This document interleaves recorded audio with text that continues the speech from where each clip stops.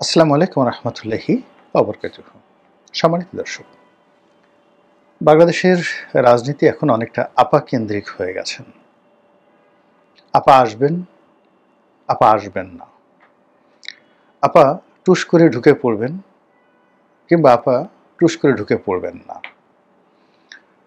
আপাকে ধরে আনা হবে, ফাঁসিতে লটকানো হবে, অথবা আপার একটি কেশাগ্র স্পর্শ করার ক্ষমতা হবে না। আপাকে নিয়ে ভারত রাজনীতি করছে। শেষ পর্যন্ত আপাকে ভারত সেই যে তাদের নেগোশিয়েবল ইনস্ট্রুমেন্ট হিসেবে বাংলাদেশের বর্তমান সরকার অথবা আগামী দিনের সরকার তাদের সঙ্গে একটা নেগোসিয়েশন করে আপাকে একেবারে ভারত বাংলাদেশের হাতে তুলে দেবেন, অথবা আপা ভারতের রাজস্বিক মেহমান আজিম বা দ্য রয়্যাল গেস্ট এই হিসেবে তিনি সেখানে আছেন। তার ইজ্জত, ভারতের ইজ্জত, তার সম্মান, তার আব্রু, তার সুখ এবং স্বাচ্ছন্দ্য, এটি ভারত রাষ্ট্রের যে স্বাধীনতা এবং সার্বভৌমত্ব এটির প্রতীক। শেখ হাসিনার সম্মান রক্ষা করা, মর্যাদা রক্ষা করা এবং শেখ হাসিনার সঙ্গে ভারতের যে বন্ধুত্ব, সেই বন্ধুত্বটির মূল্য প্রদান করা ভারতের জন্য অত্যন্ত গুরুত্বপূর্ণ এবং ভারত এই কাজটি করবে, এই ধরনের ন্যারেটিভ আবার আওয়ামী লীগের লোকজন বলার চেষ্টা করছেন। তো এই বিষয়গুলি নিয়ে আলোচনা করব। তার আগে আপনারা নিঃসন্দেহে বুঝে গেছেন আপাকে। আপা বলতে আওয়ামী লীগের সভানেত্রী, যে আওয়ামী লীগ এখন তাদের কার্যক্রম চালাতে পারছে না বাংলাদেশে। তারা বর্তমান সরকার কর্তৃক কার্যক্রম বন্ধ রাখার ব্যাপারে সরকার আইন করে নিষেধ করে দিয়েছেন, তোমরা আর এই কাজ করতে পারবে না। আর এই আওয়ামী লীগের যে ছাত্র সংগঠন ছাত্রলীগ, তাদেরকে তো একেবারে নিষিদ্ধ করে দেওয়া হয়েছে, ব্যান্ড। তো এই ছাত্রলীগের বা আওয়ামী লীগের যারা বেশিরভাগ নেতাকর্মী, তারা শেখ হাসিনাকে আপা হিসেবে ডাকেন বা সম্বোধন করেন। শেখ হাসিনার সঙ্গে বেগম খালেদা জিয়ার পার্থক্য বা রওশন এরশাদের পার্থক্য হলো যে রওশন এরশাদের দলের লোকজন তাকে ম্যাডাম হিসেবে ডাকেন, আর একটু বাড়িয়ে ফার্স্ট লেডি হিসেবে ডাকেন। বেগম জিয়াকে ম্যাডাম হিসেবে সম্বোধন করেন এবং অনেকে স্যার ডাকেন। তারেক রহমান সাহেবকে অনেকে স্যার ডাকেন এখন। এটা হলো বাস্তবতা। অন্যদিকে আওয়ামী লীগের একেবারে সেই তৃণমূলের গ্রামের যে চৌকিদার আওয়ামী লীগ করে, সেও শেখ হাসিনাকে আপা ডাকেন। আর ওবায়দুল কাদের সাহেব তিনিও আপা ডাকেন। আর নরেন্দ্র মোদী সাহেব তিনিও তাকে আপা বা বহিনজি বলে ডাকেন। এই জন্য আপা বলতে আসলে বাংলাদেশের রাজনীতিতে শেখ হাসিনাকে বোঝানো হয়।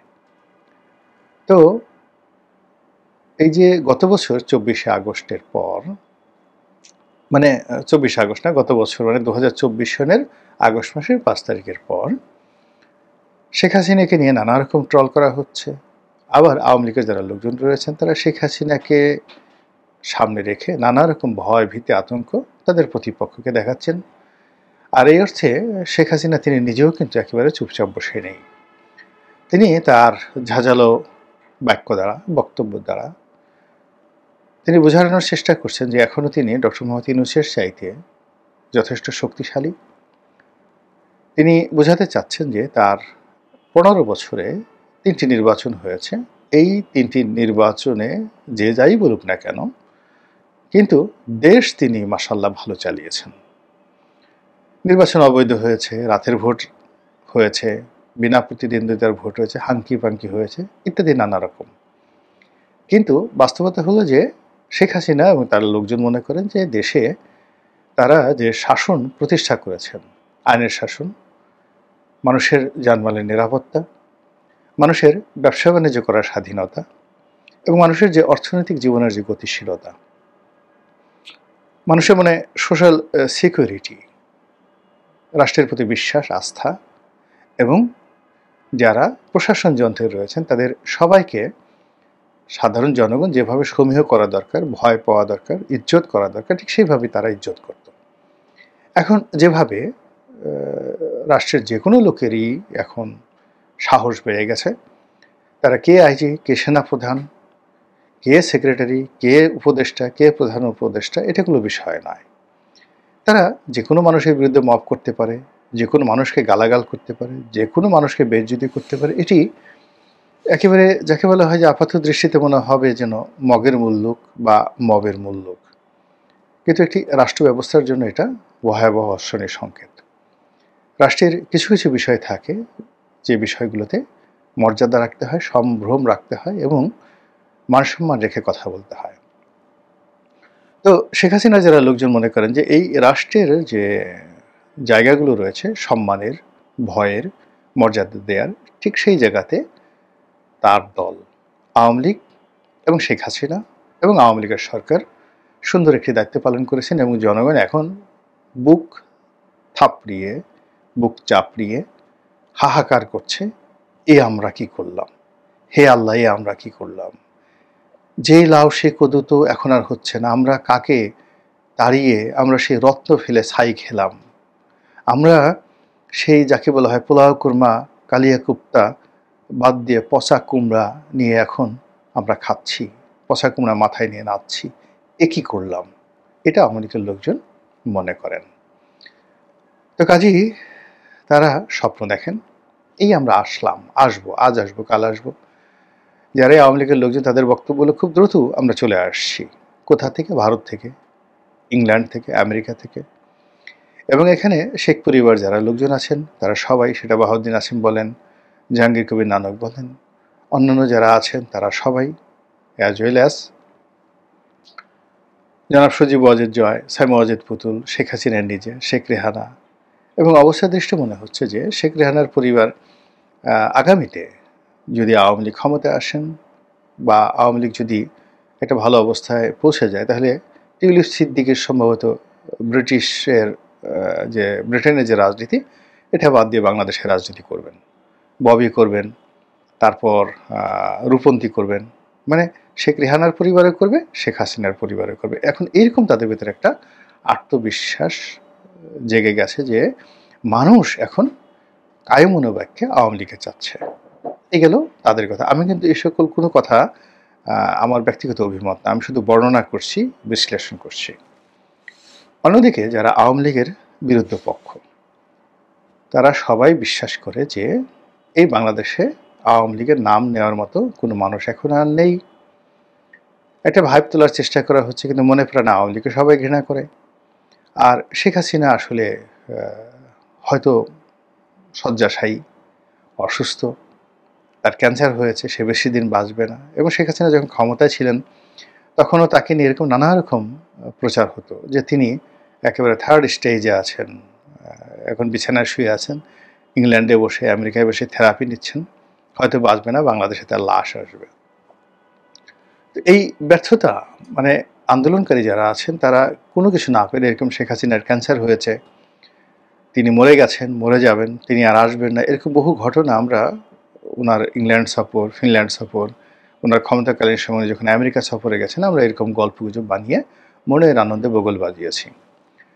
তারপর যখন দেখতে পেলাম যে শেখ হাসিনা ফিরে আসছে, এয়ারপোর্টে এসে সে আগের চাইতে আরও শক্তিশালী ভাবসাব দেখাচ্ছে, হাত দুটোকে মুষ্টিবদ্ধ করে প্রতিপক্ষকে হুমকি দিচ্ছে, ধামকি দিচ্ছে, এরপর সংবাদ সম্মেলন করে সাংবাদিকদেরকে নিয়ে চিরাচরিত তার যে অভ্যাস, সে অভ্যাস অনুযায়ী ঠাট্টা মশকারা করছেন ইত্যাদি। তখন শেখ হাসিনা যারা বিরোধী, তাদের যে কী কষ্ট, অনেকে হয়তো মনে হতো যে এর চেয়ে মরে যাওয়া ভালো, আল্লাহ এত মানুষের মৃত্যু দেয়, আমার কেন মৃত্যু দেয় না। তারপরে অনেকে হয়তো আত্মহত্যা করতে চাইতো, কিন্তু গলায় দড়ি দিয়ে মরা, বিষ খাওয়ায় খুব কঠিন একটা বিষয়। সহজে মানে আত্মহত্যা করা কিন্তু খুব সাহসের একটা বিষয়, যেন তেন মানুষ কিন্তু আত্মহত্যা করতে পারে না। আপনি চিন্তা করেন তো যে 20 তলা একটা বিল্ডিং থেকে লাফ দিবেন, এই কথা মনে করে আপনি 20 তলার উপরে উঠেন এবং নিচের দিকে তাকান, দেখবেন বেশিরভাগ ক্ষেত্রে আপনি সেন্সলেস হয়ে পড়ে গেছেন। অথবা একটা গাছের মানে উপরে উঠে আপনি লাফ দিবেন, আপনি গাছে উঠতে পারবেন না ভয়ের চোটে, হাত পা থর থর করে কাঁপবে। আপনি বন জঙ্গলে মনে করেন যে সাপ আপনাকে একটা কামড় দিলে আপনি মরে যাবেন। তো একটা সাপ যদি আপনার সামনে এনে ছেড়ে দেওয়া হয়, আপনি কাপড় খুলে দৌড় দিবেন, ওরে বাবা গো, ওরে মা গো, আমি বাঁচতে চাই। তো সেখানে যারা আত্মহত্যা করতে চায়, সে আত্মহত্যা করার যদি সাহস থাকতো বা থাকে কারো, তাহলে তার পক্ষে আসলে শেখ হাসিনার বিরুদ্ধে আন্দোলন করা, স্বৈরাচারের বিরুদ্ধে আন্দোলন করা এটা কোনো সমস্যাই নয়। আত্মহত্যা অনেক কঠিন একটা বিষয়, এটা সবাই পারে না, সবাই শুধু বাঁচতে চায়। তো সেই অর্থে যারা শেখ হাসিনার বিরুদ্ধে আন্দোলন করতে ব্যর্থ হয়েছিল, তাদের অনেকের আত্মহত্যার স্বাদ জেগেছিল, কিন্তু তাদের সাধ্য হয়নি। তো এই অবস্থায় শেখ হাসিনার পতন হলো। এখন আবার নতুন করে এই গত 14 মাস চলে গেল, নতুন করে আবার সেই শেখ হাসিনা আসবে ইত্যাদি ইত্যাদি কথাবার্তা হচ্ছে। এখানে শেখ হাসিনা বিরোধী যারা লোকজন আছেন তারা আগের মতোই ঠাট্টা করছেন যে না, আপা আর আসবেন না, তার পক্ষে আসা সম্ভব নয়। আর এক পক্ষ বলার চেষ্টা করছেন, আগে যেভাবে বলতেন ক্যান্সার হয়েছে, এখন আবার সে বলার চেষ্টা করছেন যে আবার ক্যান্সার হয়েছে। আগের বার যখন ক্যান্সার হয়েছিল, মানে শেখ হাসিনা যখন ক্ষমতা, তখন তার বয়স হয়তো 73, 74, 75 বছর ছিল। এখন তো শেখ হাসিনার বয়স প্রায় সেই 1 বছর আরও বেড়ে এখন 78 বছর হয়ে গেল। তো 78 বছর একটা মানুষের যদি হয়, তাহলে কি সে আর বাঁচে? এটা তো দ্বিতীয় যুক্তি। তারপরে সবার বক্তব্য হলো যে তিনি কেন ভিডিও ফুটেজে দেখা দিচ্ছেন না, কেন ভিডিও কলে তিনি উপস্থিত হচ্ছেন না। তিনি কেবল অডিও ফুটেজ দিচ্ছেন এবং এখন এআই জেনারেট করে একদম শতভাগ যে কোনো মানুষের কণ্ঠ, যে কোনো মানুষের বক্তব্য এবং তার ধরন প্রকৃতি একেবারে হুবহু সেটা করা সম্ভব। অতি সম্প্রতি আপনি দেখেছেন আমাদের যে বাংলাদেশের বীর মুক্তিযোদ্ধা জনাব ফজলুর রহমান, অ্যাডভোকেট ফজলুর রহমান, তো তার একটা বক্তব্য ব্যঙ্গ করা হয়েছে। তিনি বলেছেন যে জামাত যদি ক্ষমতা আসে আমি বিষ খাবো। তো জনাব ফজলুর রহমানের একটা ভিডিও ফুটেজ ব্যবহার করে তার হাতে বিষের বোতল ধরিয়ে যেভাবে তাকে খাওয়ানো হয়েছে আর যেভাবে তিনি সেই খাওয়ার পরে সারা শরীর ঝাঁকে দিয়েছেন, একেবারে আপনার কাছে মনে হবে শতভাগ 100% এই জনাব ফজলুর রহমান 1 বোতল বিষ খেয়েছেন। তো এটা এআই দিয়ে তৈরি করা হয়েছে। এখন সেই এআই দিয়ে শেখ হাসিনার ভাষা, বক্তব্য, কথাবার্তা প্রচার করা এটা কোনো বিষয় নয়। এবং এটার উপর একটা আশা করে, ভরসা করে শেখ হাসিনা যারা বিরোধী তারা বলার চেষ্টা করছেন যে শেখ হাসিনা যে সকল অডিও বার্তাগুলো আসছে এগুলো মূলত শতভাগ এআই জেনারেটেড। কাজেই আপা আর কখনো আসবেন না। তো এই যে আপা আসবেন না আর আপা আসবেন, এটা নিয়ে যে বাহাস চলছে, সেই বাহাস বাংলাদেশের রাজনীতিতে কী পরিণতি ডেকে নিয়ে আসে সেটাই দেখার বিষয়। মহান আল্লাহ আমাদের সবাইকে হেদায়েত দান করুন এবং হেফাজত করুন। আসসালামু আলাইকুম ওয়া রাহমাতুল্লাহি ওয়া বারাকাতুহু।